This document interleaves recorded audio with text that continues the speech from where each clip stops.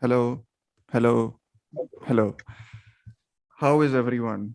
Firstly, this is our second or third attempt at recording this episode because the first one actually didn't turn out to be that good, and we want to only provide quality content for everyone of our listeners. Today's episode, we have two special guests. Well, one not so special because he's as unspecial as me, Sanjeet, and Aryan. At That's this point, yeah. at this point. He is part of the gang. So it's Amartya Acharya. And our second guest is a very special guest. He's a Filmstagram legend, I guess. Is legend the correct word? Simon Ezra, who basically has initiated this kind of topic in a strange sort of way. Simon, would you like to say hello to Hello, everyone? hello. I mean, not just hello, Very you can say excited, more very also. excited for this episode. Okay. Re-recording of this episode. That sounds very sarcastic. But okay. But we I it's a like the first recording, to be honest. Too much uh, information. it's okay. But yes, We'll pointless. we have Very direct to the point. streamlined the barrage of stuff we say in the Hmm. second one or in the first recording. Anyways, our topic today is on Japanese cinema, and the first thing I kind of want to address here is that we aren't going to address the entirety or even like 5% of what there is in Japanese cinema. What Yeah, because newsflash, that is impossible. Yeah, I mean, we'll have to become a Japanese cinema podcast to actually go into like every detail and depth of that Yeah. form of cinema. But because Not we a bad can't, idea, by the way. I Not a mean, bad idea for a we'll spin we'll off. Spin-off we'll of miss. Queen is Dead podcast. Yeah, not for a Yeah, spin off, not a bad idea. I mean, Amartya will be the author of that. So and Bong, both of them can do it. I will join occasionally.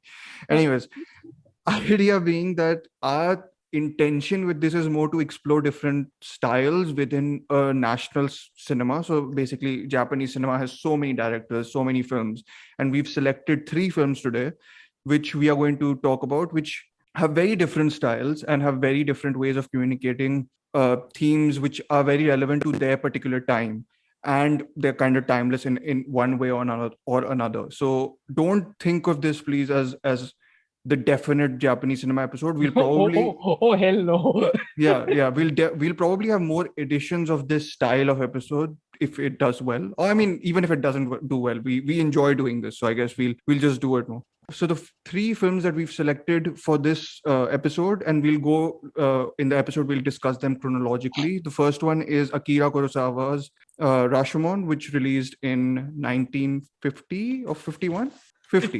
1950. Then we are going to discuss on behalf of Mr. Bong Cinephile's recommendation, In the Realm of the Senses by Nagisa Oshima, I Nagisa think. Oshima. Nagisa Oshima from 1976, I think. 74. 74, okay.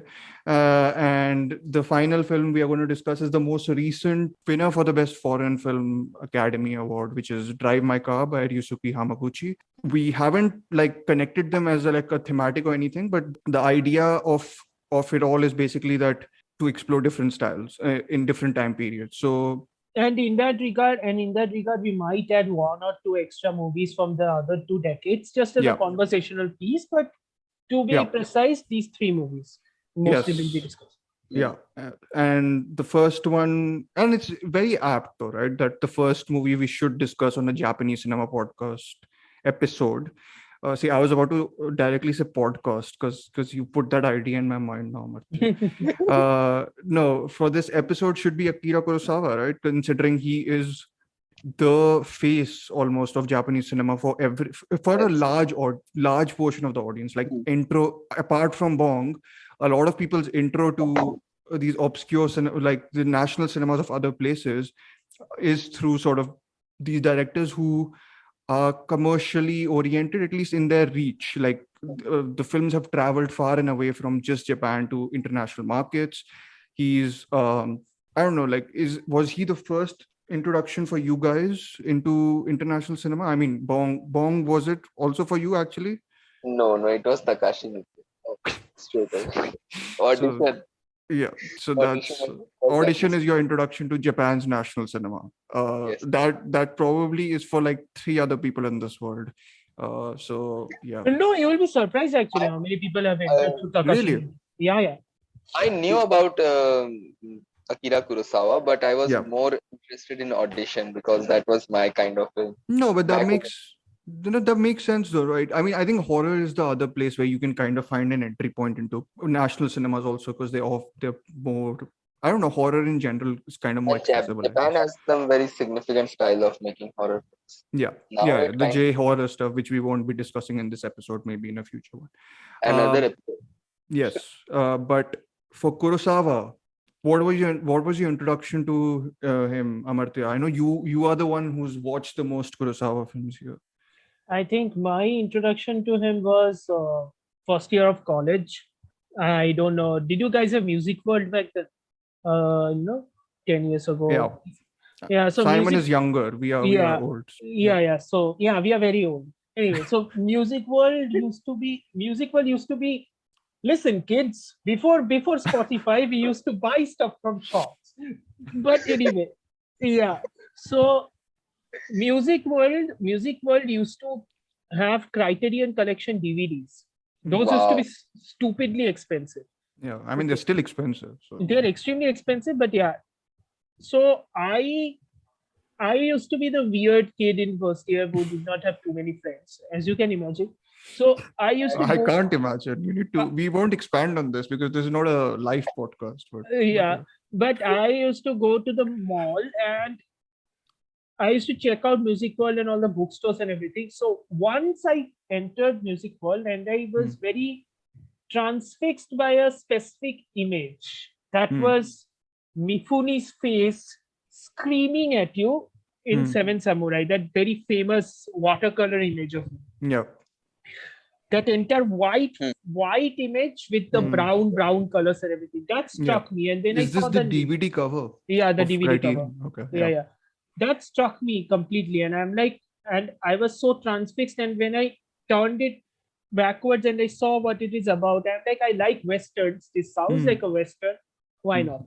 Yeah. So I take it, I go back home, I immediately put the DVD in, and yeah, cliche as it sounds, the rest is history because Yeah. Before and after Kurosawa, what is it? BK and AK? yeah, kind of, yeah. So that's my first introduction to Kurosawa, and from the introduction, it was pretty clear. This is a guy who is a pioneer of a lot of things.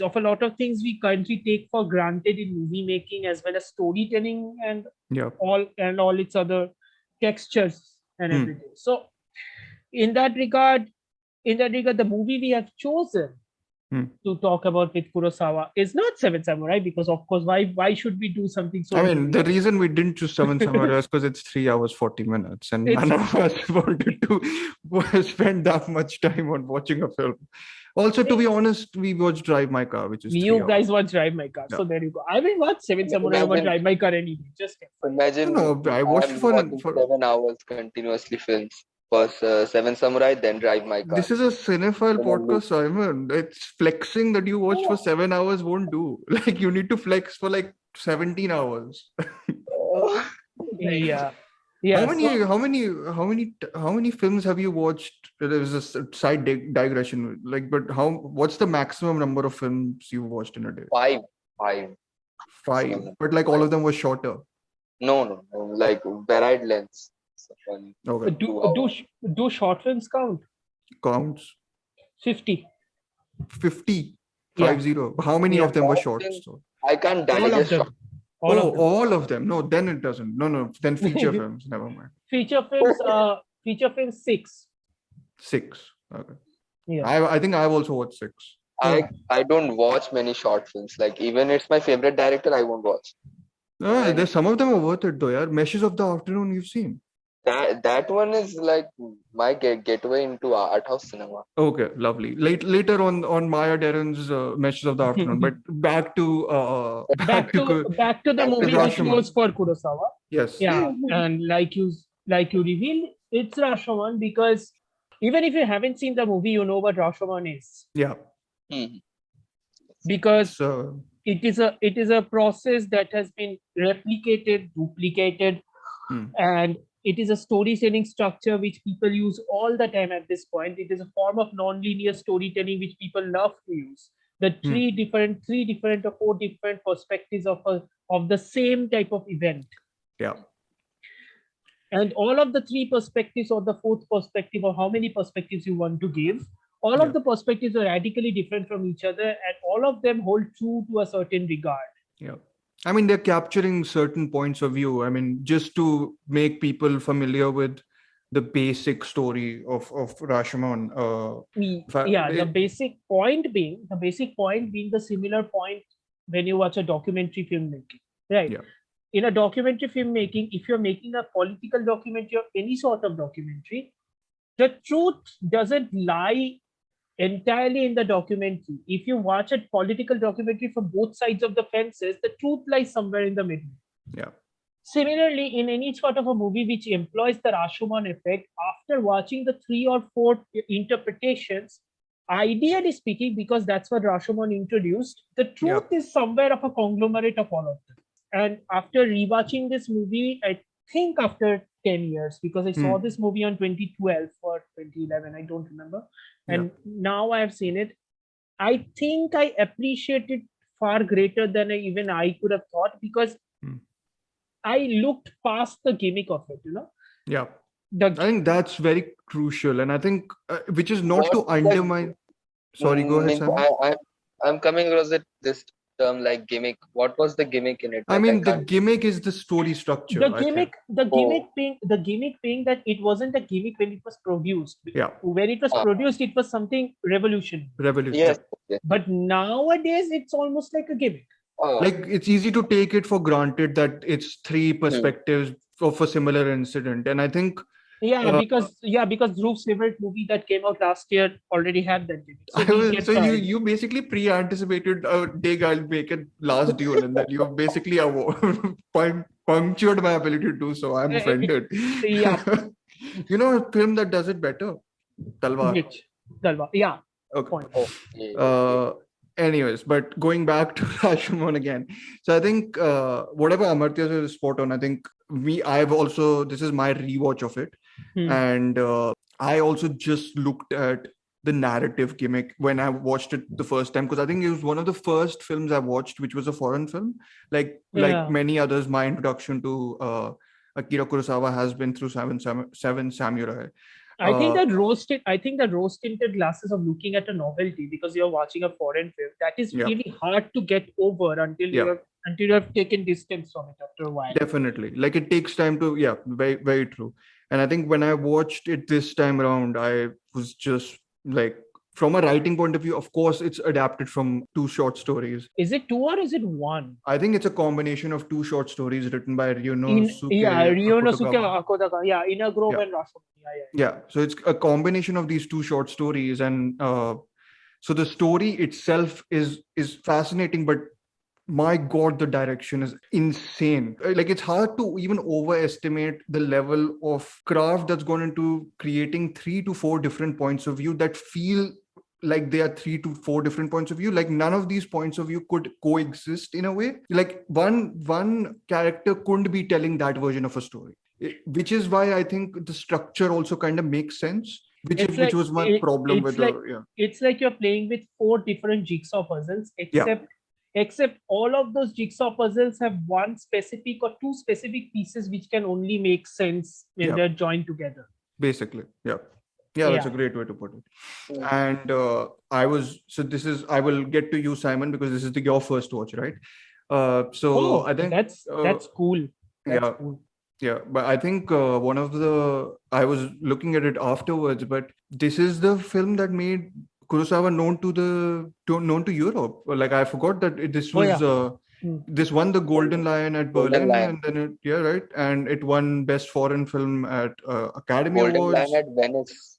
At Venice, sorry, I've confused the two. And Academy Award for Foreign Film. So I think that kind of put him on the map, and I think that's also kind of given him some sort of a reputation of being the most Western Eastern director. Because original Japanese directors did not like like the fact they thought that he was pandering to the Western audience. Yeah, and because I mean his style has inspirations set in from a lot of classic Western directors. Like he did admire, or he did admire John Ford and the likes of a lot of like Frank Capra and all. I think is a big inspiration to him. So I think the bigger criticism for Kurosawa was always that his movies did not have enough Japanese-ness, but that is kind of like calling a spade something else, because if you are entering Japanese movies to Kurosawa, to understand what is Japanese-ness is a bit of a, I mean, it's another topic only. Like, what is it's like it's the Satyajit. Maybe we'll do something like it's the Satyajit debate also. Like how much Indianness is in Ray. Not even Indianness. It's like Bengalness. How much of Bengal did he show? To which some might argue he showed a lot. Yeah, and some might argue that he didn't show much at all. Yeah. So yeah, exactly. But discussion for later. Simon, I want to get to you because this is your first watch. What did you think? First of all, like I love the film. I guess if you have seen my stories and all, like I'm first of mind blowing. Yeah. Then for me it was like going through the same struggle through different perspectives. Like I'm going through the same events. I know the events, but I'm watching it in a slightly different way. And another thing, Toshiro Mifune, this was my first film. I guess he was in Ran. I guess he was. No, he wasn't in Ran. No, he wasn't. Ran is Tatsuo Nakada. Then first time watching Toshiro Mifune's acting. Oh damn! And I'm like, my God, this guy can act. Yeah. Like he's going that super exaggeration mode, but still I'm liking it. Oh, it's like a thunderous performance. Like it's on some other decibel level. His laugh is still echoing in my head. Yeah, the laugh is, and it's done quite a lot also. It's very convincing. It's very the sword fighting sequences. Yeah. And there was also a very unconventional cut in the first, when the first point of view was given. There was a moment which I liked quite a lot when Toshiro Mifune first time starts chasing the husband. Okay. Okay. Which is this like a vibe that happens at that time, or is it a different cut, like in terms of like a different type of cut, like a sudden jump cut or something? Oh, was it okay? I definitely. I think it's the forest chase jump cut he's talking about. Okay, got it. So technically, storytelling wise, everything was, I feel, flawless. Like I can't point out any mistakes. Got it. Yes, you can say that calling a medium to prove something was a bit of a stretch. That was whatever. I thought that wasn't like the overall qualities of the film surpasses that. Yeah. No, I think so I still need to process the film to properly elaborate on that. I haven't written the review also. Yeah. This is my initial reactions. No, that's fair enough. I think I don't know. I think if you watch it, whenever you watch it next, like after for a rewatch or something, I'm curious if you change your thoughts about some elements and all that, right? And also, I didn't feel the gimmick part. Also, I'm like, okay, it's a 1950s film, super influential. So I am watching it with that mindset. Like I'm in 1950s, and this is my first something. This is happening for the first time. Yeah. No, but I don't think even us, we don't feel the gimmick, but it's just that I think the story itself is so strong at that point that you can't feel the gimmick because because at this point, think about this from this point of view, that 10 years from now, 10 years later, we are watching I think some 5 or 6 years later, right? Around that time. Yeah. So by that time, we have seen a couple of movies. A couple. Yeah, we have seen a couple. So we kind of sort of are used to the flow of it. So at this point, we are wired to look at the movie differently. So when I start watching Rashomon, the novelty of the rose-tinted glasses is worn off. And now I'm looking at Kurosawa, the director. Yeah. And what I find is fascinating, because this is the 1950s. He's shooting direct sunlight. Yeah. He's shooting. That's insane. Yeah. And no, but more than even direct sunlight and the play of light and shadow. The dapple sunlight, the play of light, shadow, and every time something traumatic happens, say the wife is getting raped, and all of that happens during the shadow moments. Yeah. All of it happens during the shadow moments. So that's like wow. Yeah. No, sorry. Go ahead. Finish. It's like And also there's the simple fact that if you put it into context, Rashomon also gives an argument as to why, say, a Ozu or a Mizoguchi movie is so different from a Kurosawa movie in that respect, because Kurosawa's films, Mifune's acting and all that stuff, capital A acting, that is not the acting you see in an Ozu film or in a Mizoguchi film, because an Ozu film uses naturalistic acting. Here what we see, we see that Kurosawa is trying to tell a story, and we might be thinking that it is grounded in realism. But and that's what I was going through even. But then I see the third perspective. He's putting in a medium, he's talking through the ghost and everything. And I'm like, yeah, realism is out of the window. He doesn't care about realism.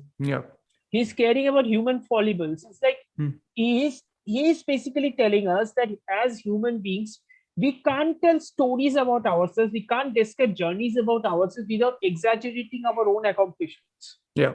And this is what, like when I watched it and I said that clump this in with Memento, because it's the perfect way of how two films communicate. I think very similar messages actually in the sense of people telling delusional narratives to make themselves seem like the hero / heroine in particular narrative. Which is again interesting because here, though they are not the hero, though they are taking the fault for their own selves. Is it because of an ego? Because each of them are telling that they are the murderer. Yeah.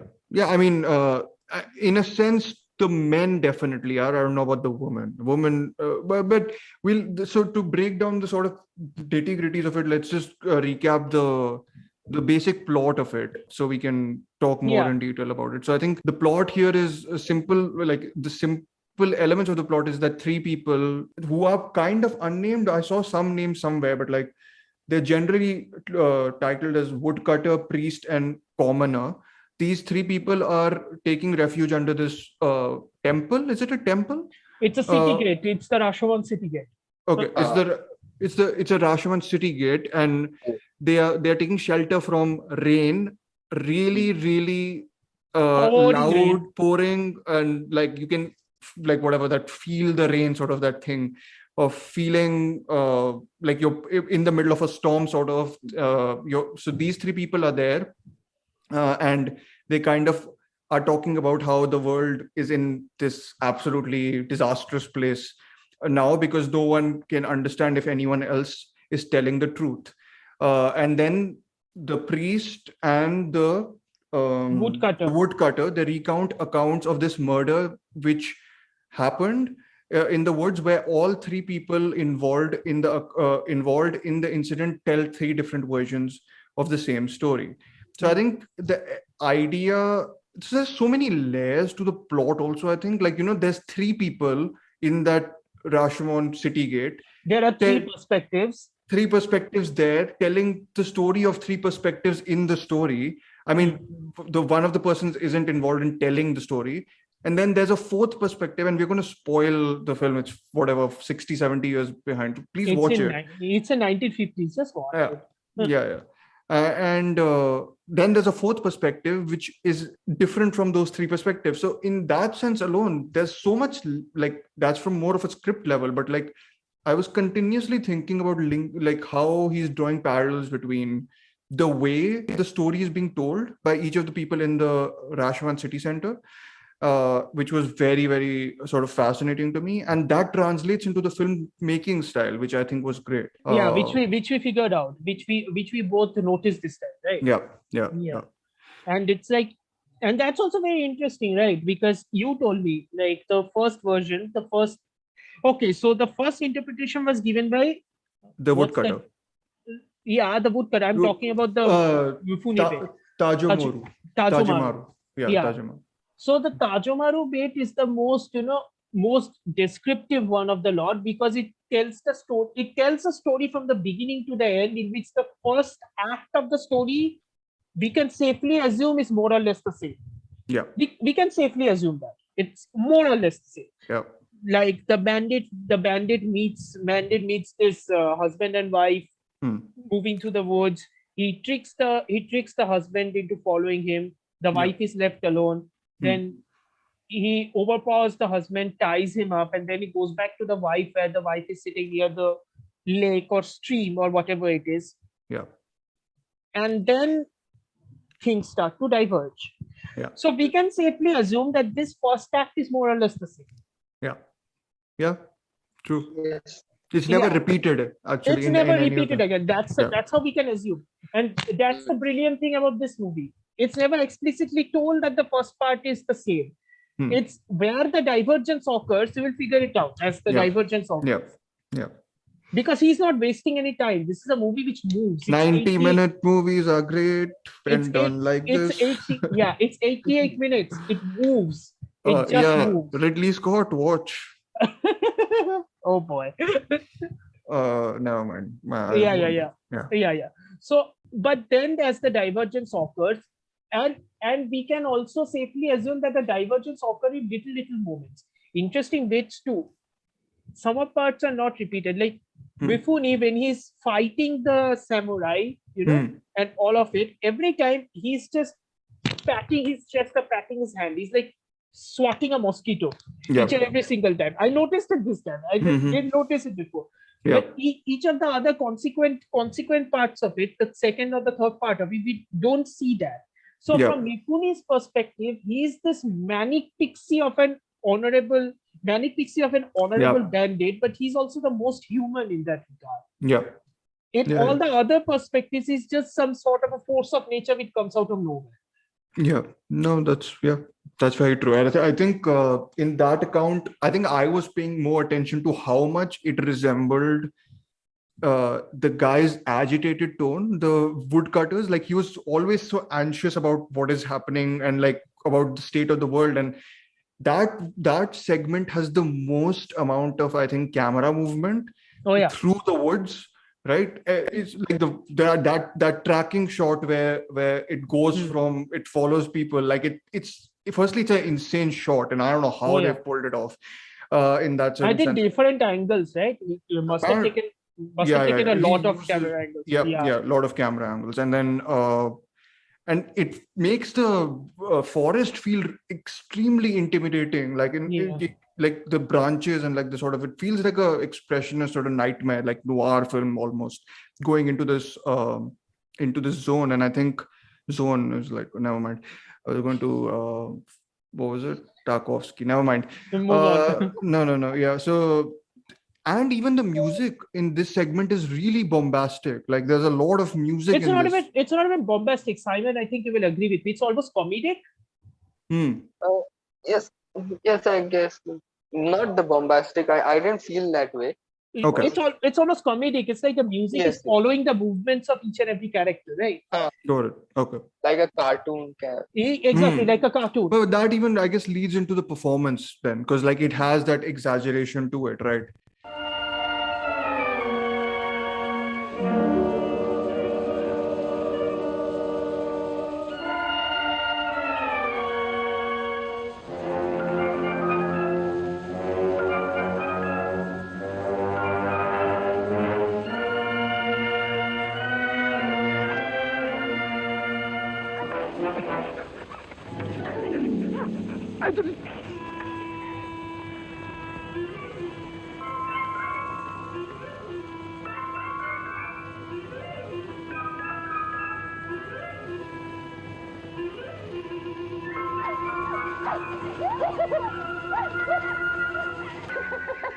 Because when you are telling the story, when you are the hero of your own story, you're bound to exaggerate a tad bit.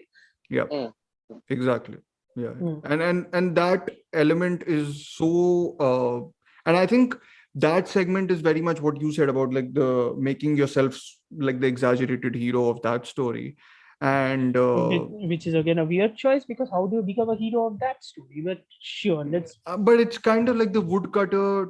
I don't know, like it's very interesting how he's deciding to pitch this story as high about this story. It's traveling through two mediums to us, right? Because it's a story told and heard by someone, and then good point. It's like the oral tradition of storytelling isn't exactly the perfect form of it. It's tarnished in a way, each and every time it goes to one medium.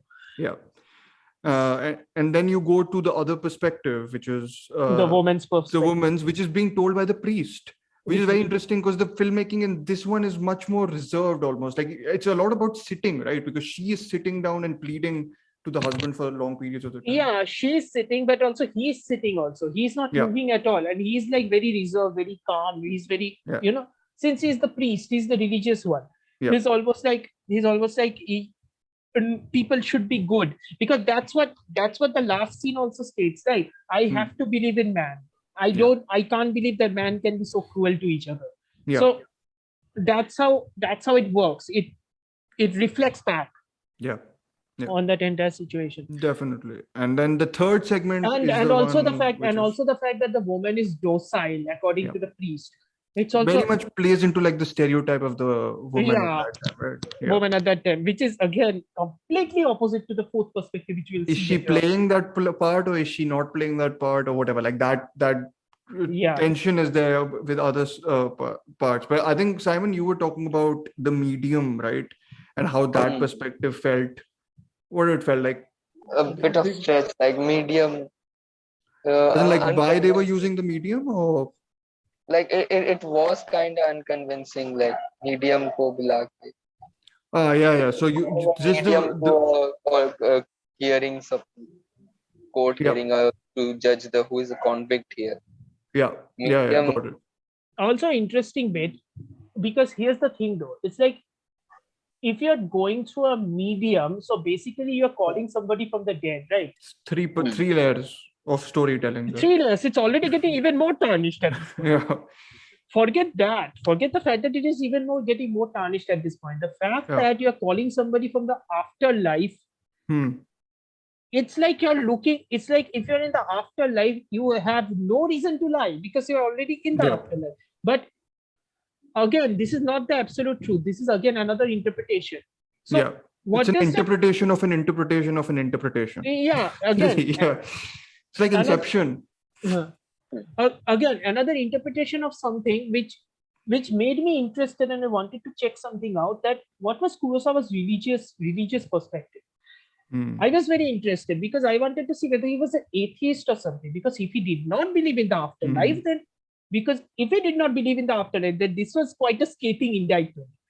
It is, I think. I mean, it's a scathing indictment on like most things, isn't it? Like just it's that like Rashomon is such a pessimistic film. Like out. Like it's like people are selfish. Nobody cares about anybody else. Basically, yeah. And it's made after whatever World War II loss and all that, and kind of feeds into it, I think, very much. Which again happens later on, and it's like I did not find anything related to Kurosawa's atheism because I don't think he was an atheist or something like that. But the fact that, but if we are going to go to the pessimistic angle and everything, let's talk about the post-war symbolism, because that's what it is. This was made in the 50s. 5 years ago, the war had ended. Pearl Harbor happened. Hiroshima, Nagasaki happened. So it's like believing in the afterlife must have felt like such a losing battle, right? Despair, hopelessness, and like whatever it entails, like all. I think post-war symbolism was done much more overtly in his earlier movie Stray Dog, but here in Rashomon, the scathing indictment of the afterlife isn't because of his religious points of views. I think it is because he's tired of believing in something which he can't see. Or the fact that even things that may seem pure, or like that there is truth after life, kind of like that. Even that isn't like solid. Like that foundation. Because the soul from the afterlife is only telling an interpretation. He's not telling the truth. Exactly. Which again is getting tarnished because of 3 other layers. So again, it's like a maze only, almost like following. It's like a Christopher Nolan like episode in stealth, I guess. Amartya is sighing, and a lot of listeners are also, I guess, considering. Are our listeners fans of Chris Nolan? I know Simon, you're a fan, right? Yes. You even like Tenet, so. Yes. Yeah, exactly. So no, but like just to like wrap up the discussion on this is like, and we'll wrap up. Also, another thing, the film will stick with me because it doesn't give you the answer. Oh yeah, That- yeah, that's what definitely. we were going to go through, because So the fourth there's a fourth perspective, story. Yeah, this is the this is the more or less untarnished version, because Dhruv, if we follow your point of view, yeah, we remove one layer. yeah. This is the closest to the This truth. is the closest to the truth. We Yeah, remove one layer. As soon as we remove one layer, we kind of see a completely different side of everything. We see the men as pathetic. yeah. yes, The bandit and the samurai are both clumsy. They are You know, the scared. laugh transfers almost to the female, Yeah. which is a lovely Yeah, touch. and Yeah, also the docile female kind of changed to a very yeah, that aggressive. yeah, that exaggerated female, that exaggerated Yeah, laugh of Mifune transfers completely to the female side. yeah, yes, yeah. And then the action in that scene is the exact sloppiness which is not present in the first story of Mifune, Exactly. where it's like it feels like a properly choreographed, like slickness of a Jidaigeki. People can The do. first part is the What is Chanbara movie. Jidaigeki? Why are we such snobs? What is Jidaigeki? Yes, Or Simon. nerds, actually, never being yes. Simon. snobs. Basically, samurai films are known as Jidaigeki films. Yeah. And what are Gendaigeki films, Simon? Opposite means they're not involving much of that samurai History trope. and like, yeah, that's nice. You're studying the course syllabus I've offered you. Anyways, our nerdiness aside, the point is that there is a slickness to the first action scene, but here it's very well choreographed sloppiness. Like they are almost like toddlers, like Yeah, they're fighting, toddlers. They're kids. but it's not comedic because there's no music, There's no music. which is the And big, that's the yeah, best part. yeah, That's the best part, because the first part we told that it is almost a cartoonish level of the music in it. The third part is almost very somber, because yeah. he It's a is sacrifice, right? Almost yeah, like, because the samurai is telling the story like he has done such a huge sacrifice. yeah, Woe is him and all that stuff. yeah, So yeah, the music is also following his woes and everything. yeah. So by the time he says that he removes the dagger, she removes the dagger from my body, you are supposed to feel the sorrow, Yeah. because the music is playing it like that. And in the fourth part, there is no music, and it is noticeable as hell. Yeah. And I think I'm almost like proud because this is like to me, music is generally the first sign of artifice in everything, which is why I don't like it in horror films a lot of times, because I want my horror films silent. Can you, like, especially a film like A Quiet Place needs to do and chuck away with all music that it's using for me, because I'm like, it's a quiet place. I want a quiet place also. Like, my point is that there's a believability when you remove music, and because in this Again a film, layer. Again the yeah, layer. a layer, exactly, the storytelling layer के साथ साथ the technique का layer also, like, Yeah. I'm talking and I'm liking the movie more, to be honest. Same. I mean, not because I'm talking, but because you guys are providing good good observations. Nay, so I think that's like this is the part, I think, what me and Amartya just wanted to stress also, that there's so much joy in watching a film, the filmmaking of a film unfold the second time.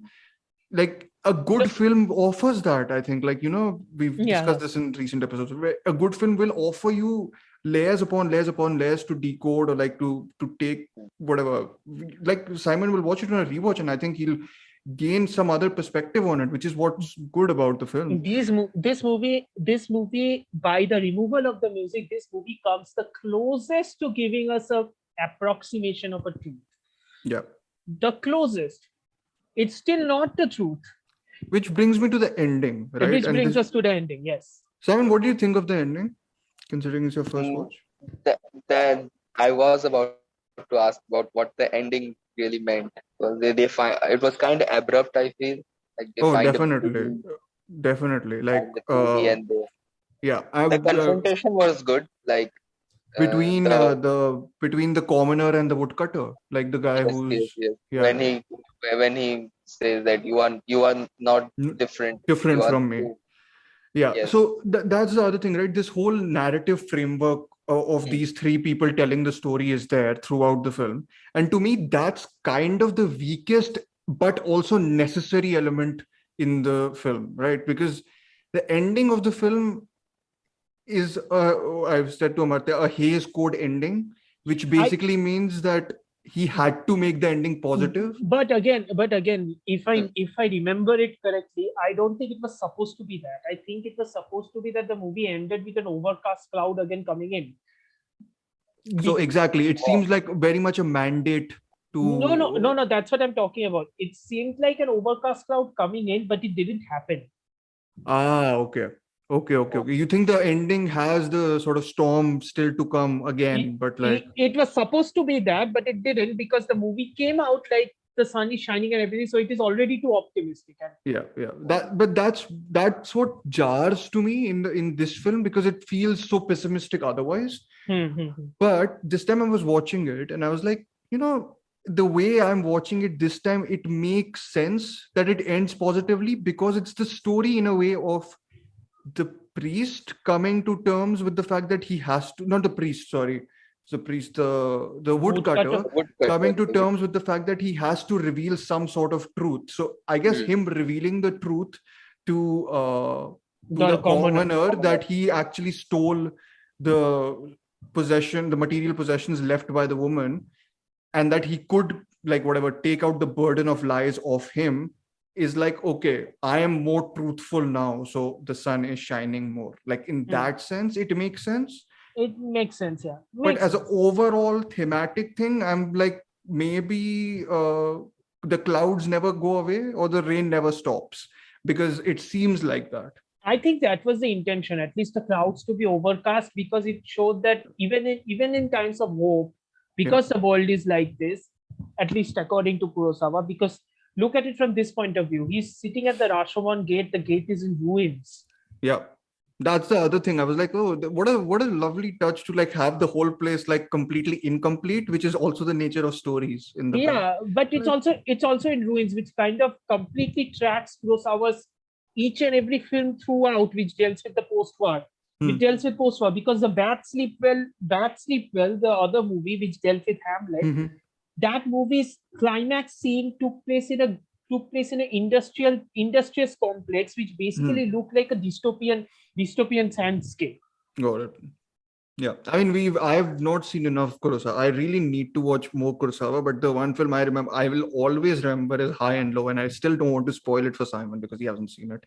But there's a moment in the film where it goes somewhere, and I was just like, I didn't expect it to go there. Yeah, so. And Simon loves the Batman, so that's a great sign of him loving High and Low, because there are plenty. There are lots of touches. Oh yeah, plenty touches. Yeah.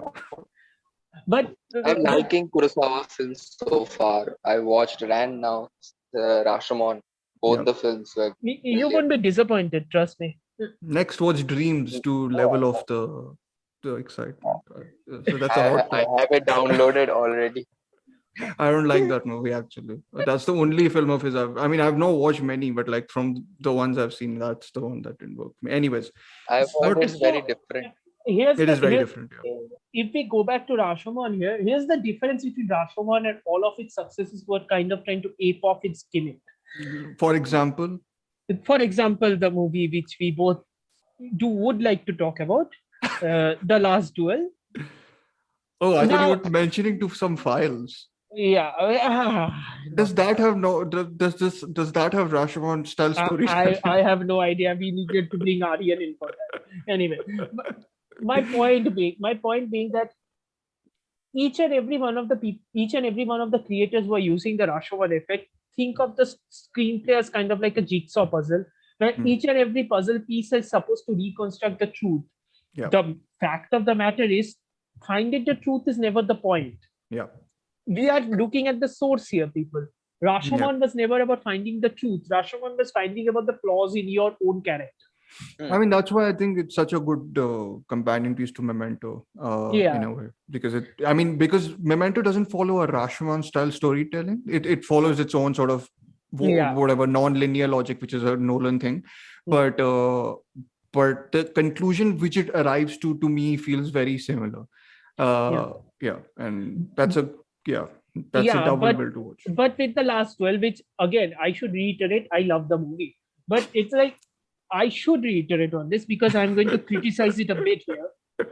The third perspective which we see in the last duel, that third perspective doesn't hold any doubt that it is the truth. And if you're wondering whether it is the truth or not, there is literally an intertitle which says it's the truth. Why show the other two perspectives? Even if I can understand how well made it is, by telling the fact that your intertitle is the truth, you're basically kind of making the other two in a way redundant. Yeah, and you're showing a scene which I don't know if you should show 2 times. Anyways, we are not going in those waters. We are moving ahead to some other waters. That Simon, like those are what, pink colored? Oh, I don't know how to transition. Yeah, like what's the color of the water there? No, there is nothing to transition over here. We are moving from black and white to color, lots of color, especially reddish color, especially reddish color. Holy crap! Very, yeah. So this is Simon. You should take over for this section. Because you are the one I was aware of this film, but I never decided to watch it, and now I've watched it twice in a month's time. So you guys are insane, but okay. Yeah. Simon, take over.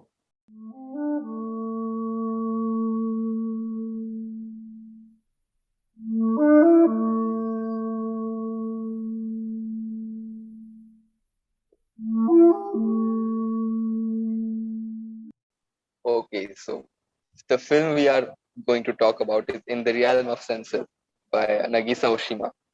My first introduction to this film was, the poster was nice, but I didn't know what was. Which poster is this? Can I please know? The Criterion Collection. Yeah, that is one which is beautiful poster. One with the green background and which has like drops of sperm dropping from the. Yeah. Oh, is that? What do you think? It's like spit? I don't know. I thought it was some smoke or something. I think whatever, man. It did definitely look. I mean, or maybe that movie puts you in that mindset where a white color just seems like sperm or like, I don't know, or egg. I don't know. Anyways, go ahead, Simon. What were we saying? So when I started watching it, I was like, oh, this is very different. I should be watching. Understatement of the decade. Tim, what age were you when you watched it? 2020. Oh, so you didn't watch it? I started watching films from 2019. So this was one of the first films which you watched. I was like, wow. And you've persisted. When I watched the film, I was very much like conservative towards erotic films, like nudity is bad. That mentality I had in my mind. Yeah.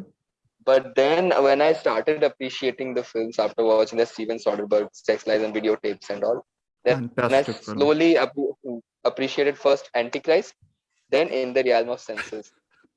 So I so wish I could show people Amartya's reaction to this.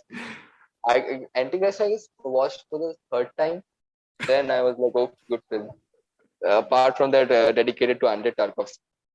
I don't know why. Good question. Wonder why. He does whatever he wants. Tarkovsky could have a fit if he saw Antichrist, but okay. Well shot. We are transitioning. Oh yeah, it is definitely short. It definitely shot very well. Oh yeah. So now we are, I guess, transitioning from classical Japanese cinema to more of that's a great way to put it, actually, Simon. Thank you. But also here's the thing, right? It's like from the 50s to the 60s to the 70s. It's like the 60s and the 70s is the time when a focus towards provocation and a focus towards a more darker sensibility. Yeah. Something far more nihilistic almost in a way. Yeah, I think it was also the collapse of the studio system in Japan. Yeah. The directors went against the studio. Like they wanted to make something they wanted, like nothing about the studio. I mean, to be honest, Kurosawa repented in front of Nobuhiko Obayashi that you did what you like to do, but for me it was always about studio. Okay, I had to do according to them. Got it. So I mean, this was Japanese new wave. Yeah. wave stands out. Like they Hmm. kind of revolutionized the Japanese market. It Yeah, wasn't about the samurais can I ask, fighting. is this like one of the films? I mean, we selected this film basically based on your recommendation, but is this one of the pioneering films of the movement, or is it just one of the ones that dropped Yes, in the yes, middle? it is one of the Okay. pioneering films of the movement. It basically generated two movements: the Hmm. pink films Yeah. and the Japanese New Wave. Okay. Japanese New Wave means Okay. that Shohei Imamura and all. And all, who are these all? You'll have to name. Many We are. directors. Uh, I can't. Seijun Suzuki was also there. Means there okay. are many directors. I can't Yeah. repeat them all. Seijun Suzuki with the Tokyo Drifter, all the Hmm. Yakuza.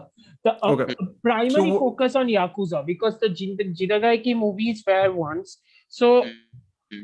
I had recently seen the Sword of Doom. Simon, have you seen the Sword of Doom? No, no, no, no. it's on my list. I've heard it's great. Oh yeah, it's fantastic. It's freaking Hmm. fantastic, but it's like it's one of the darkest of samurai movies you will ever see. And Hmm. not because of the color. It's Hmm. creepily dark. Okay. Because your hero is not an anti-hero, and that's what I'm talking about. Even as the time is progressing, they Hmm. were more focusing on the anti-hero aspect of it, because even Sanjuro was an anti-hero, right? Yojimbo was an anti-hero. Sanjuro was an anti-hero movie. So Hmm. the focus on anti-heroes, people with shakier Hmm. morals, Yeah. was slowly creeping towards protagonists who don't even have shaky morals. They don't have morals. No. Yeah. The Sword of Doom is following a person who is a psychopath Got it. and who has murdered so many people that the overall collective guilt of it finally takes over his head. Hmm. So if we have to look at it from that point of view, the Japanese movie's proclivity to go a bit towards more darker, towards more provocative point of view was Yeah. slowly happening anyway. Yeah, and it exploded. Pun not Uh, intended. With Pun definitely intended. with this film. So tell me, Simon, what? Yeah, The what? film, about the film. Like Yeah, what's the what? plot here? What's the plot? So basically, the film focuses on the life of Sada Abe. Plot. We are looking for the plot. She was the mistress of this wealthy businessman, Japanese This is businessman. this is set in 1930s Japan, right? Yes, 1936 and it's Yep. specifically, real story, Yeah, based on a real real life, story. Yeah. based on a real life story, and which is insane, right? Holy Yeah. crap. Oh I mean, yeah. reality is the stranger woman than is like fiction. a symbol of power now. Like how can Sada women? Abe, right? Yes, how can Yeah. women take over men Yeah. in terms of power? So the master links up with Sada Abe for some shit. Hmm, how I'll put this? Oh, because Voyeuristic he likes activities. sleeping with women. He Uh, Put was it a in and any way. womanizer. Put it in any way you want, because end of the day, all of the yeah, this is character going to be on, interaction. like you can use words in this, like we'll He do it was a womanizer, or so he whatever. Yeah. wanted to take things beyond, like, Hmm. like some This is erotic Beyond, adventures. to beyond is understatement, but yeah, it's basically this Erotic master. adventures. Erotic Sorry, adventures. erotic adventures. Yes. Thank God I Uh, found the word. and then it leads to a lot of erotic And then it leads adventures. to I think Sada Abe thinking I think the that word I think the word you're looking for starts with a P, ends with an M.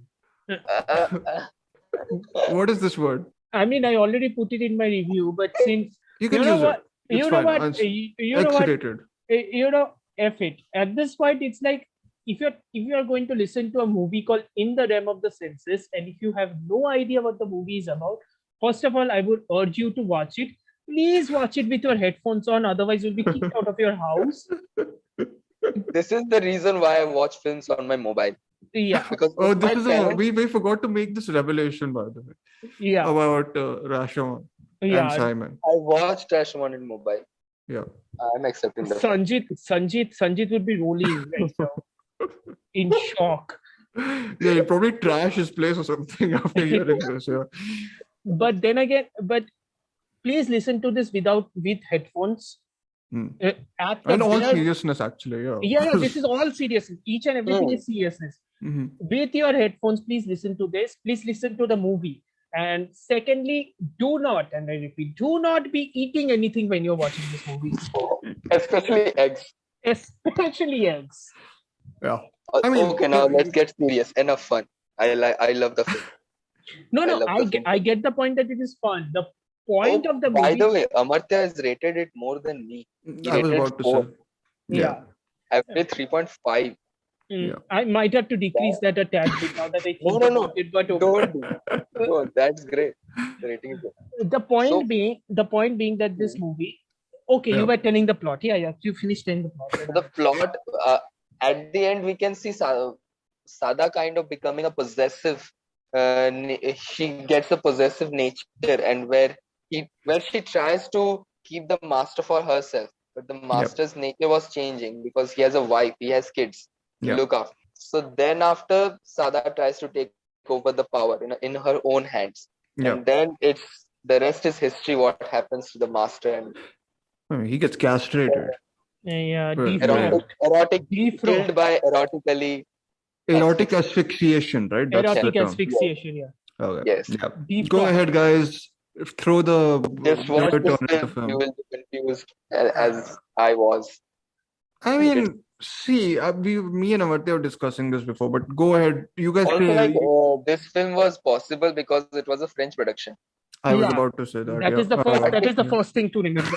That the French are involved in this. Because of course. Toho made it. Because imagine Toho making such films. Yeah. Toho is by the way, Toho is the studio in production studio in Japan at that. Toho was also the studio which Kurosawa was the most involved in. Yeah. So so you can see the difference sort of in sort of how these films in the 70s kind of got their funding also. And I was reading that a lot of his other projects actually got only international funding. Oshima's later half. The thing about this David Bowie in some films. Okay. Yeah. Thing about this movie is it's like whatever be the provocative in your face nature of it, he had the balls to do it, literally. Yes. He was very brave. There's going to be a lot of puns being thrown around here. But why balls? Like, he was very brave to do this film. Yeah, of course. It was incessantly brave to do this because, I mean, goddamn, because there's a difference between erotic and just being straight up showing everything. This is straight up. I mean, it was like unsimulated. Like Japan hasn't. This is unsimulated. I mean, if someone managed to do that or managed to show that simulated the way it's shown in the film, I would legit want to contact them and ask them how they went about that without any technological whatever, because that time it wasn't there, right? So so these are all unsimulated, which close-ups and everything are there. Like, to any uninitiated, you guys, what is unsimulated in movies? What does that mean? I mean, you are providing nice being choreographed or without being fabricated. Without being fabricated, without being choreographed, without getting an intimacy coordinator or whatever the jazz. That's what they did for Gehra. But out of nowhere, Gehra references. I mean, but he mentioned this and someone in our episode who has said that. So, anyways, they didn't need intimacy coaches here. I suppose. Oh yeah. We're talking about it in a very sort of I am talking about it in a flippant way. I am not trying to talk about this in a flippant way because I am taking it as part of how do I say this? It's like a mental landscape. It's like spiraling down a mental landscape. Yeah. This is us looking at two people going down to the depths of their lust. Nakedly. Oh yeah, definitely. So going down to the depths of their lust to such an extent that they forget they are becoming literal skeletons. They are trying to forget to eat. Yeah. They are becoming primal in a way. It's primal. Yeah. The only bodily function is the only job left for them, which kind of makes sense in the context that they are so stupidly attracted to each other. Now, Dhruv had raised an interesting question we had been talking before, was whether it is love or not, which is an interesting take. It starts with love, I think. Does it? The I initial never. scenes, I like the think first attraction happens. From Sada, it was love. That's why she became possessive. Hmm. But Was for the it love or Margaret, was it just no. I don't think power? it was. I don't think it was love because the first 2 3 sequences, I feel like that. Then she kind of get messed up with those hallucinations and all. Then no, she Hallucination. starts Oh, there's getting, one hallucination with yes. yeah. no, Wo- because here's the thing. I don't think it was love because oh boy, there are so much phallic imagery in this movie. Uh, There is so much phallic imagery in this movie, Yeah. and he's not even, and Osima is not even hiding it at this point. The stone Yeah. is structured literally like a penis, which is Yeah. another level of symbolism out there. Yeah. And interesting bit though is that each and every time we see her lust for him, it's like she's holding him. Hmm. She's holding his center. Yeah, that I mean, but that's true. That was the point that made me think of it more as power. Like Yeah, the this is penis is a power. sign of yes. power. Yeah. Yeah, she's holding it. She's basically gripped him like a vice Yeah. each and every time. Yeah. It's like a ramrod. It's like a ramrod walking through with no filter or anything. It's like a Yeah. bull. And And in that sense, it's very much going against sort of, whatever is acceptable in society in a way, right? So, because it's almost like two exhibitionists, like going yeah, through, like their place, having sex in the open in front of geishas, which is I'll tell you this. I've seen this film twice, right? In 2 months or 1 month or whatever. My thing with this film is I can admire it as much for its sort of whatever provocation, but my thing is, does it have anything other than that is my bigger question with it. We've talked about sort of psychological depth. Does the film have it? Does it hint at it but never explore it? Like, I think I one of the think more I think what I wanted to show was what I figured out at least is that for both of them it's like you getting addicted to a drug. Each and every time you're getting yeah addicted to a drug, you're searching for a bigger high. yeah And each and every time you're searching for a bigger high, it is getting more and more riskier. It is getting more and more darker. yeah If we look at it from that point of view, even Steve McQueen's Shame is kind of like that. yeah I It's was about to basically mention Shyam. it's basically focusing on Michael Fassbender's character who is a sex addict. Yeah. So why is a sex addict? Because he's kind of sort of stuck on a high and he's Yeah. looking for the high. I mean, but And he doesn't get a high from anything else. I mean, that film is as much about isolation, I think, as it's about sex yeah, addiction. yeah. Is this So film about isolation? this film kind of is No. about isolation, kind of is. Because isolation doesn't mean that you are just stuck in a room all day. Isolation also means that you are free of the inhibitions because nobody is looking at you, nobody is expecting you to do anything. So you are not doing the things which you are programmed to do, like clean your Yeah. room or dress up. Yeah. Yeah. It's like all again, which is what the sort of rejection of everything society. It's a rejection everything society and humanity in civilization kind of is trying to portray. Yeah. I mean, that anarchic sort of spirit, I think I can I was about to say ride with, but I can go along with for some time, but like I think I don't know, yeah, like I think having seen it twice, I was just like I couldn't get anything out of it, like, and then that raised a bigger question of like what's the line between art house cinema and pornography. And it's not that pornography is an art form in itself. For me, the difference between art house cinema and pornography in general is how it is shot. How it is shot, how it is, scored. Yep. And from that regard, the color correction, the way it is, the way each and every action is shown. Because believe it or not, all of these are action. And each and every time all of these characters talk, those are the reprieve moments. Those are the moments of rest where the audience gets a point to but even that isn't sort of much, like there's not much even the discussion is always centered on eroticism and sex, right? Yeah, because there is a sense of solipsism in it, because which again brings to mind the question about obsession Yeah. with a single thing, Yeah. because that's what it is, right? And because that's what happens when you're stuck in a limited perspective. Yeah.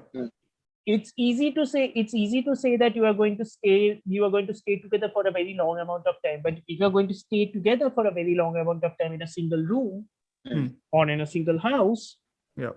you are going to get obsessed with one very specific thing, or you are going to get obsessed with one specific fandom. You are going to Yeah. get obsessed with each other, which is going to drive both of you to extreme lengths. Yeah, And I thi- think. Yeah. and Yeah. this is not me, stating that as facts. This is what the movie is trying to portray, and this A is a lot movie. of, I mean, a lot of films thrive on that. Yeah. That tension of being locked up in a single room and then going insane. Yeah, and if you think what I'm talking about is the 2021 lockdown, 2020 lockdown, Yeah, this was a good. Yeah. 2020 lockdown. Oh yeah, I am equating in the realm of the senses with the 2020 lockdown. Sue me. Just sue me. Also with Go ahead, Simon. Yeah. Ada's character, I find it very fragile, like how her sentiments regarding her master changes throughout the duration. Like But she that ends up killing him. Yeah. Let's spoil the film. Yeah, Nobody's yeah. I mean, watching that, it's based on real life, so I but mean, we that's can't real spoil life. it. but Yeah. that's also right, because her fragility is because you are focusing so much of yourself on your own obsession. That's the basic point of fandom, right? The fanaticism towards any I fandom is because of that, right? I like this link. I like this link of sexual obsession with fandom, because fandom is kind of like fucking the whatever Yeah, it's like it's personality. it's like fanaticism Yeah. towards a fandom is like having an unhealthy obsession towards it. Yeah. And Yeah. this is unhealthy to an nth degree, because both of these characters are remarked upon by other characters that they are looking like skeletons. They are not eating much. Yeah. Yeah. Because No. because eating and doing anything are kind of like a societal tradition. Going to a table and eating. Yeah. That's like you moving from your primal state to something resembling a civilized state. No, I get what you. I think your points. Also, a point we can observe that the chemistry between both the characters decrease significantly comparing to the start of their adventures. Yeah, but is that because Simon, that we have been conditioned to it, like they are conditioned to it, which is why they're seeking more excitement, right? They try different ways to. More excitement. Also, the master is trying to avoid Sada in some situations. Like he wants to go back to family. Yeah. No, but I think that's so the reason I find that stuff interesting is just because it's the power dynamic play. How much and that's my sort of takeaway from it is that that's an interesting same. dynamic to like what I wrote was pleasure or pain, sex or violence, emancipation or self-sabotage. The film is kind of in between all this somewhere or the other, and it's also looking for a way to permanently edify the feeling of sexual pleasure. So the only way Sada could do that by permanently edifying that sexual pleasure is literally cutting off the organ which kind of gives her the pleasure. And in a way, roaming here and there. Yeah, the film doesn't show that, but yes. The film does show the castration. So if anyone who's and basically the defrocking of manhood in a way, which is interesting, because Rashomon also kind of showed a defrocking of manhood in a separate way. Okay. Exactly. Yeah. That's I was about to say that we have. I was watching the three. I watched the three over like 3 days. Linked Rashomon within the reality. We will also link this to Drive My Car, because sex features in that very as an important thing also. I got infuriated so many times, like the wife Drive My Car. So have we switched? Have we gone past no. Titillation of even titillation has a sexual like if you can never mind. Go ahead. We are walking through language minefields here, because why not? I'm going to rate it explicit. How can we talk about In the Realm of Senses without like mentioning the sort of, if the film is about the primal nature. Let's not. primal nature of sex, and in the film it's shown very explicitly as consistent fucking. Like you can't.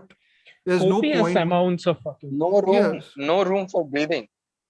Oh Like, yeah, Oh yeah, no they room for don't. breathing. Yeah, no room for breathing except for like the gasps and the groans. Yep. Exactly. Stop the specifications. Yeah. No, but Yeah. like whatever. Like I'm happy to have watched this, and like I don't Yeah. want to ever revisit it. Like I Yeah, can't and watch the it another time. question being, should any self-serving, should any cinephile or anybody interested in Japanese cinema should watch this? I'll say Yes. yeah. I'll say Yes, yeah, because obviously. because see how far you can push. Yeah. This movie is a perfect example of how far you can push while still maintaining the quality of your filmmaking, because at no point do you see the Yeah. filmmaking falter. Yeah. That's right. I Also, agree like, with that wholeheartedly. if someone is looking to the academic, like first, like this film is a pivotal point in shifting Yeah. the film market of Japanese cinema. Like Yeah. how No, from Judah to all these films are valuable. I think it's what's the. I think it's a bad perception to have that you just have to like watch the. Kojima is the respectable director. He The has Yeah, a lot. exactly. Yeah. the only Yeah. criticism I can give this movie, and I think Dhruv will agree with me, is that it only hints at things which we are It supposed to doesn't find more. explore. It doesn't Yeah. explore any of it. It only Yes, hints yes. at things. And Yeah. yes, No, to but the- then my argument is just that then don't even hint. Like I Yeah. think if it's just centered on the primal nature of it, just stick to it. yeah, but then again, it's like if you're going to hint at militarization and you're showing him as being ashamed, show us why he is ashamed. Give us two scenes of that give us similar two- sort of interaction, right? Like Yeah. I know there's one shot, but I was like, I'm grasping there to make that connection. Like it's not naturally coming to me, sort of like that. Okay, and you basically whatever we are saying, like the second mind in the head just goes, oh, that can be that can be this, misinterpreted. that can, yeah. So we are grasping at straws towards things which could have been entered into the movie but wasn't. So we have to make do with the movie we currently have. And the movie we currently have is experiential, at least for the first watch. at its best, it's shocking and interesting. At its worst, it becomes repetitive after an hour. It never Also stoops. like half-baked story. The Yeah. story I feel is half-baked. It never stoops, and I don't know how much you guys are fans of this film, but it never stoops to irreversible by Gaspar Noé, which I think is not my cup of whatever. I don't think it is my cup of tea either. But the thing about it Simon is quiet, which I think means you guys are idiots. But no. Apart from that infamous subway scene. Okay. Yeah. I was liking the film. Then I was like, oh, 7 minutes of this. Oh yeah. Oh, that's my also like. Come That's exploitation. That's the exploitation part, which is 7 minutes. Which is the one thing I will always give this movie. What the movie begins as, it never stops being that. Yeah. Once you're in, you're in. Yeah. Yeah. Pun entirely intended. Yeah. Okay. we should. Spotify wouldn't ban this, right? Yeah. Sorry. Censor. Spotify would let us. No, we can just do. I think we are pretty civil about it. I mean, like, as civil as we can be about in the realm of censor. And we did not talk about. And we did not talk about the egg. Exploitation. Yeah.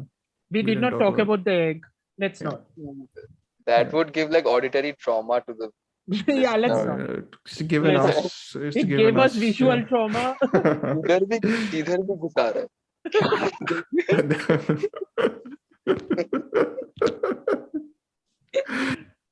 Oh God. Okay, let's go on to Drive My Car, right? Some segue, man. Segue nahi, gaadi hai.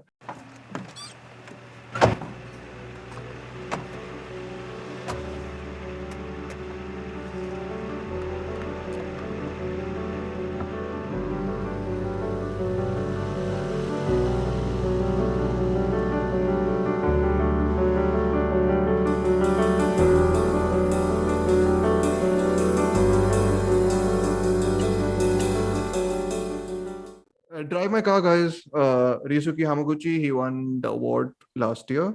Did he win? He won some other award also, right? For like Best not just screenplay at Cannes. best screenplay at Cannes. Okay. Okay. Okay, So so things which let's I start would with like. Simon because he's just watched it, and then we can chip in, I guess. No. We can start with Simon. What I wanted to ask was, Yeah. since we are moving there, it's like we do need to talk about what how the Japanese film movement moved a bit that we have reached this point. You know that Drive My Car, a Koreeda, Yeah. filmmaker like, and Simon knows a lot about these filmmakers, so he can explore us far better. Takashi Miike. Yeah. Yeah. Takashi Miike It was is like something history else. repeats That's the itself. J horror. That's J horror. We are talking about more of the slice of life movies. It's like history repeats itself. Like we had Ozu, now we have Koreeda. Okay. Yeah. Now we had Akira Kurosawa who was making this Jiraigeki films. Now we have Toyoda with some sort of making those samurai films. Okay. Although short films, but those films. So it's very curious, right? Because as a I don't know what do you call this, as a I don't know, like I'm not super, like I'm into the sort of cinema that gets festival attention, but I've not sort of explored a cinema as deeply as sort of Simon has, right? So like it's interesting to me how Toyoda's films don't sort of make that noise, at least that, or maybe I'm just ignorant, or as much as Koreeda film like does. very indie based film means it only works in Japan. Yeah, no, but that's very curious though, right? Because that's the point, the bigger point with stuff like art house cinema, because like it sometimes works better for international audiences but doesn't for national audiences. So yeah, no, go ahead. Toyota films never reaching that acclaim because I don't think they push the film that much Got it. to get Okay. that acclaim. They only Got keep it. it to the national market. Got it. Otherwise, his But, films are really good. okay. Blue But Spring, I watched. It's like blast of energy. got it. Okay. Yeah, but go ahead. So is Drive My Car. Drive My Car is like it continuously flows and flows Yeah. until it No. stops at the last. No, but what? Just go ahead and fill us in on the sort of what Amartya said about transitioning from. So that provocation part, the Japanese cinema diverted to horror films. Yeah. J There horror was a mainly, time right? J horror. Yeah. Like Takashi Miike full on control. He was making these films, weird films like Gozu, Ichi the Killer. Yeah. And Audition. Audition, to of course. Visitor Q, which is deeply disturbing. And then we had on that other angle we had Kiyoshi Kurosawa, who was also he like was also with his Cure. Pulse was Cure and another film he directed, right? Pulse. Yeah. He also took over like. Yeah, so there will be I'm pretty sure there will be a future episode on J horror, because I think a lot of us are interested at least in horror as a genre. Then came Japanese anime. It bridged the gap between the J horror and the coming of age Japanese cinema. Yeah. The start of Koreeda and all. So between these two we had anime, which is still going on. Which is still updated, but at this point it's like it has become a separate medium altogether. So after that, I guess around 1995, this new Japanese coming of age style filmmaking started. Got it. Like more polished filmmaking. This is prestige filmmaking. Like I associate Hamaguchi with prestige, sort of. You know, I could see him coming to Hollywood and making a drama here, in the English language. Like filmmakers like Naomi Kawase, Shunji Wai, Hirokazu Koreeda. Yeah. They are like the prestige form of filmmaking. Yeah. I mean, the festival filmmakers, I almost feel. But even though Koreeda and Hamaguchi seem to have more appeal. Kawase and Naomi Kawase and Hirokazu Koreeda. These two have the most, I think. Okay. I don't think Hamaguchi has that much appeal. The fact that Hamaguchi Yes. even won this year was a huge surprise to a lot of people who have been following Oh. Hamaguchi throughout his career, which is like fair enough. Yeah. Because he Yeah. was unknown pretty much. to be But then honest, movies to be of honest, to be honest, the fact that Drive My Car wins Best Foreign Film at the Oscars is still pretty much insane if you think about it. It's a 3-hour movie about existential crisis. Yeah, but I think again it's the. Sorry, go ahead.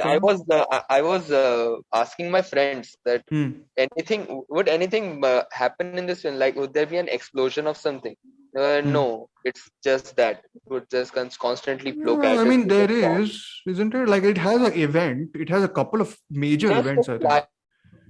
it's very subtle. It isn't very dramatic in I thought nature. it was. So this is my thing. That's why I guess I'm not as surprised as you guys are with its win at the Academy. I think it's fairly it's very plotted, I think. Even though it feels like it's not maybe sometimes. But I think Also, it's like I have to process the film more.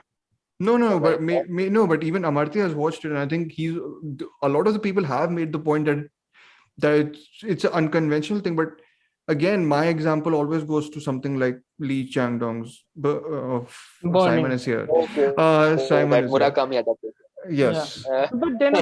But then again, it's like if you think about this, one of the bigger criticisms I had with Drive My Car is a criticism I don't think you shared too much. Right? The fact that it's an overlong. I mean, I can totally understand why it feels overlong. Like I didn't feel it this time around because I thought again I had more elements to work with to talk about. But I still think there's a sizable amount of the movie that can be cut down, and the movie can be better. Down.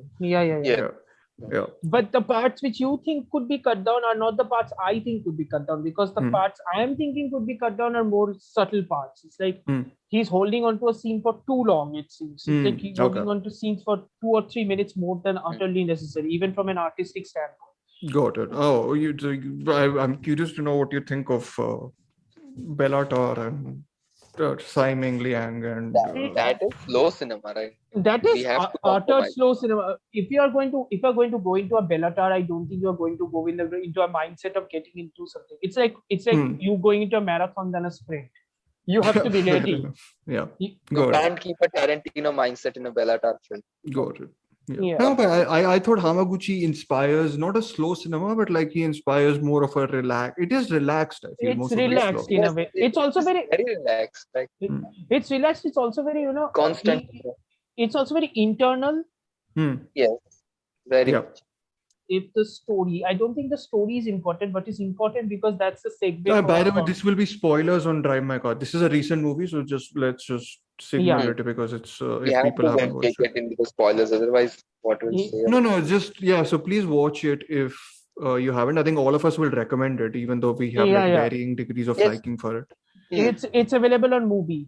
So it's available on Movie. So yes, please do watch. So those who don't have movie, please go on to other sources. Go on to other sources. In the realm of the senses is also on Movie.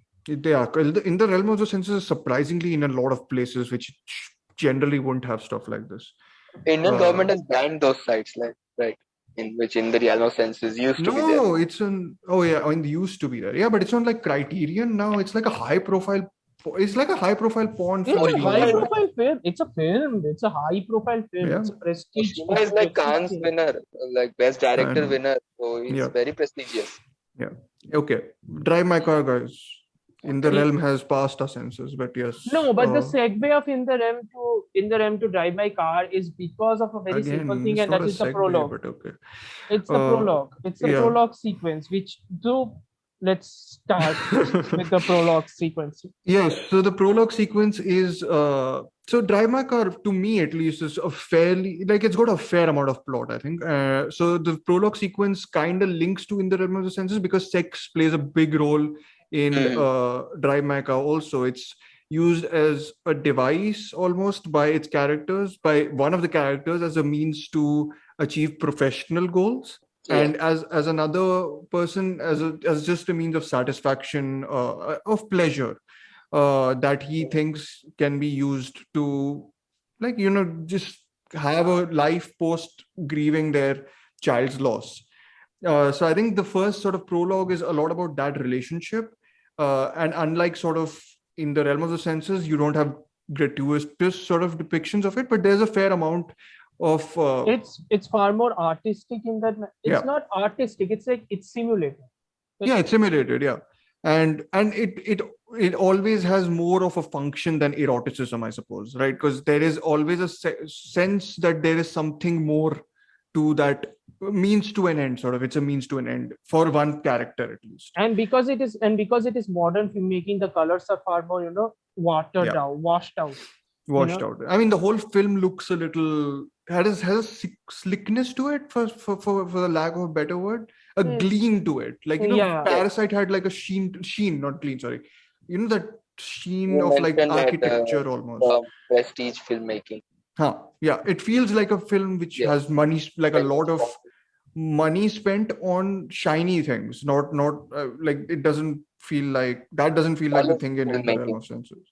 And I think so. The film is basically about the wife of this guy who is a playwright, dies suddenly, but after the guy finds out that she's had an affair with one of the co-stars he meets for like 5 minutes in the film, and then the rest of the film is basically him staging the multilingual play for Uncle Vanya by Chekhov, right?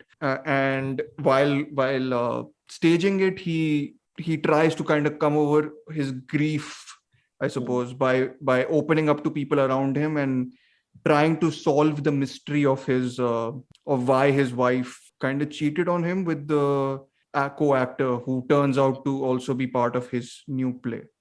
I don't know how well I've done this, but anyways, Simon, what do you think of it? You watched it right now, like literally just before we are recording. So I don't know how to describe it. 3 hours film it was. So many. That's the description.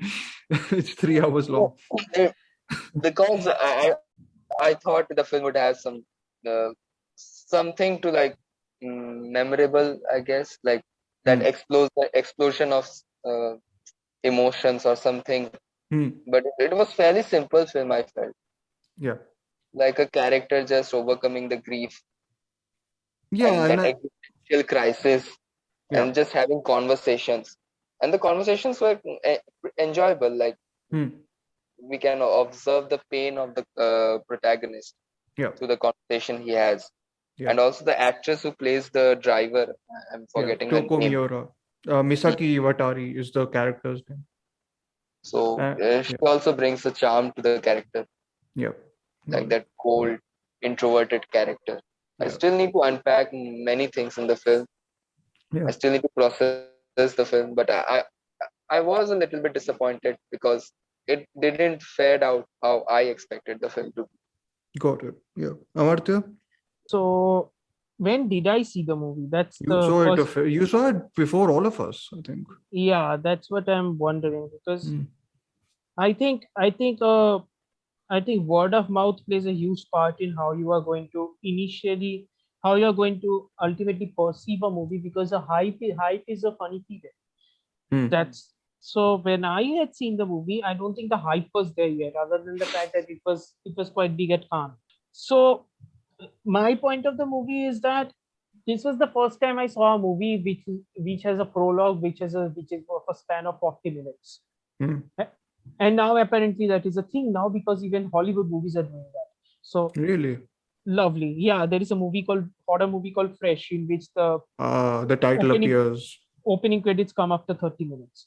So it's like, the thing which I admire is the fact that Hamaguchi is in no hurry to tell this story. The pacing, it's not slow cinema per se, it's very methodical. There's a difference there. If you are making a methodical movie, each and every point of the movie, each and every aspect of the movie, why it is stretched out, is supposed to have a point. At the end of the day, Drive My Car is about this husband who is trying to get over the loss of his wife, both from the physical realm as well as from his emotional crux of it. Because before he lost his wife, he learned that he had already emotionally lost his wife, because his wife had already taken up an affair. So And after that, he couldn't confront her because even before he could confront her, she dies.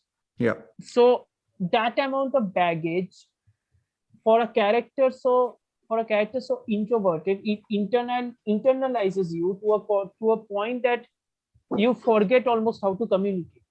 Yeah. And from that regard, Nishijima as an actor is absolutely perfect because he plays brooding guy like no other.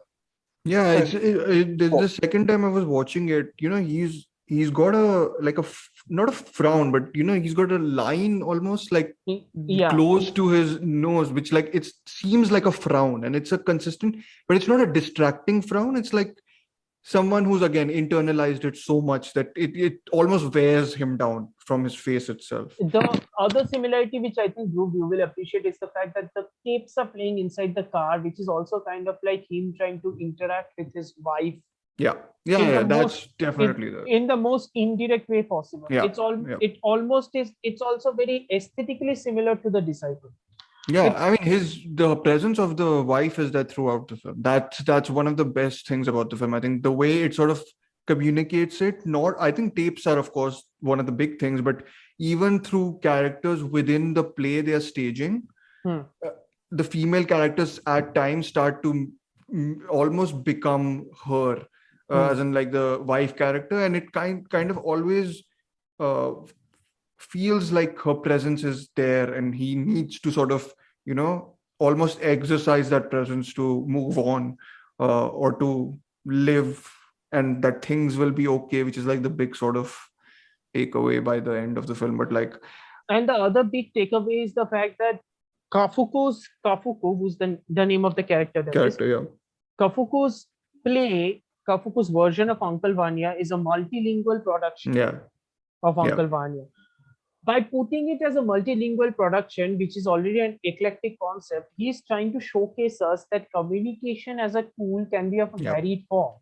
Because we also have a character here who is someone who is speech impaired. Yeah, that's I was about to get. This film has one of the best scenes of last year.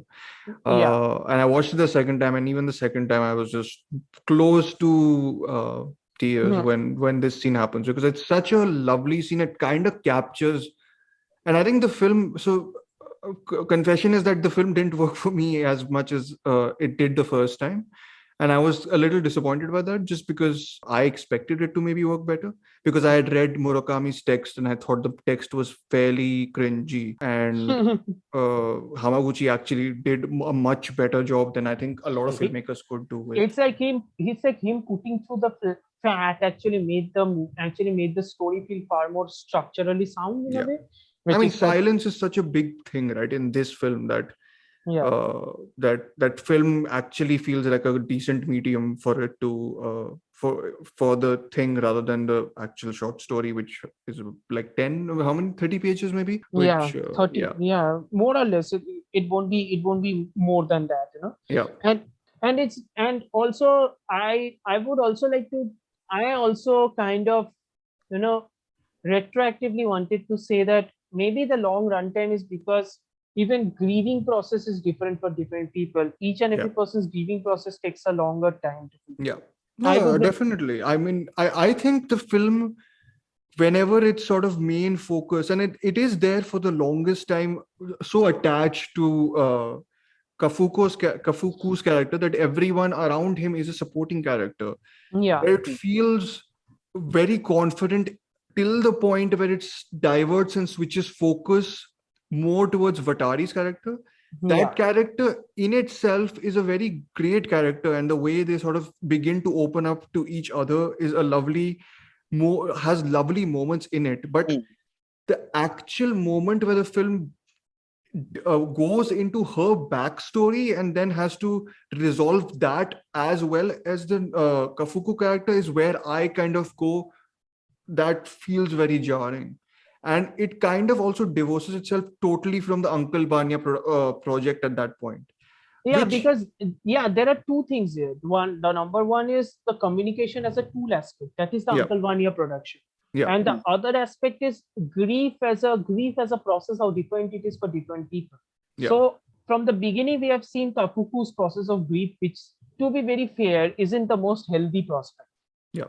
And through interaction with Watari, by which he's trying to open up, because he has to open up, because she's the only one who is listening to the tapes. And just to add this detail, so my favorite part of the film is post the prologue and before one central conversation that happens in a car, which is I think a 12 minute conversation. There's a 1 hour 20-minute section in the middle, which I think is lovely.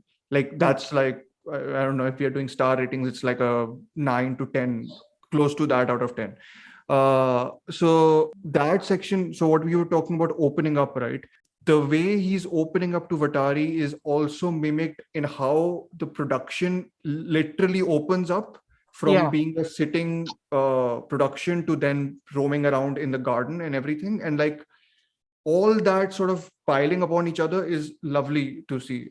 It's like both of these themes are getting intricately tied to each other. So when the portion happens where Watari's story is being explored, that narrow point of view, that solipsism, that in intricate tying up, that suddenly is removed, and we are only focused on the grief aspect of it.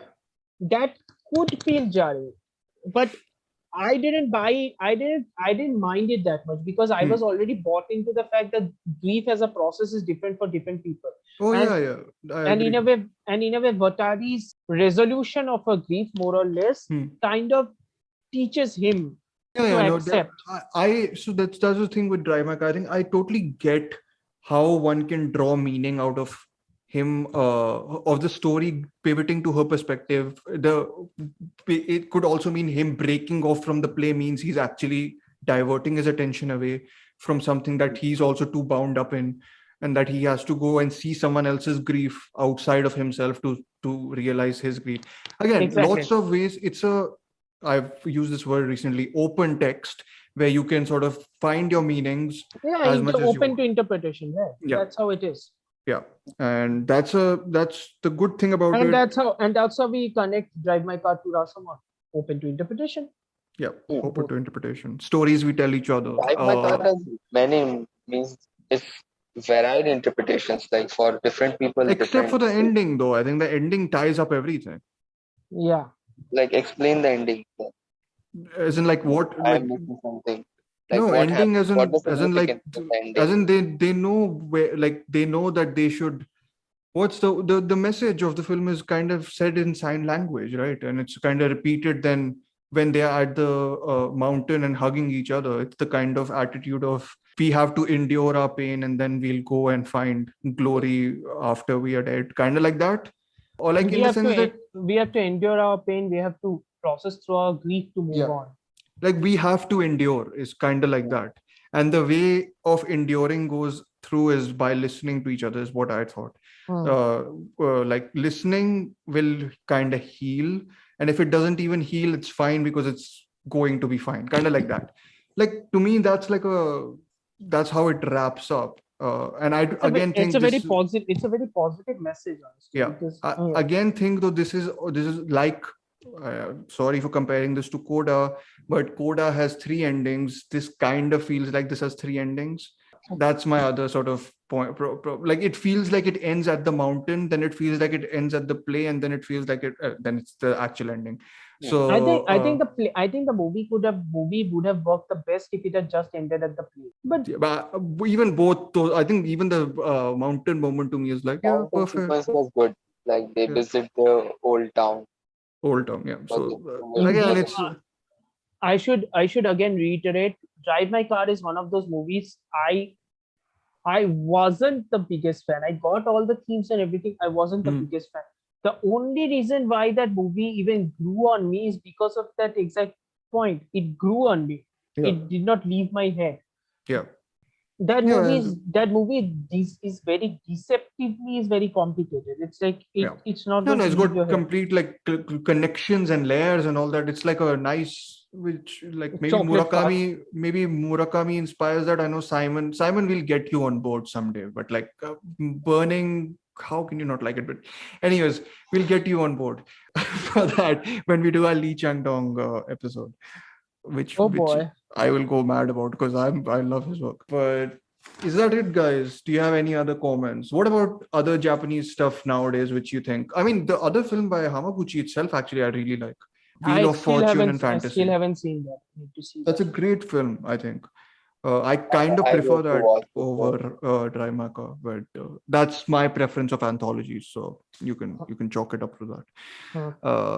But yeah, I think that's it. I hope we've convinced you to watch all three or at least two of them. And At least two, yeah. yeah, and The middle one, watch at your own risk, honestly.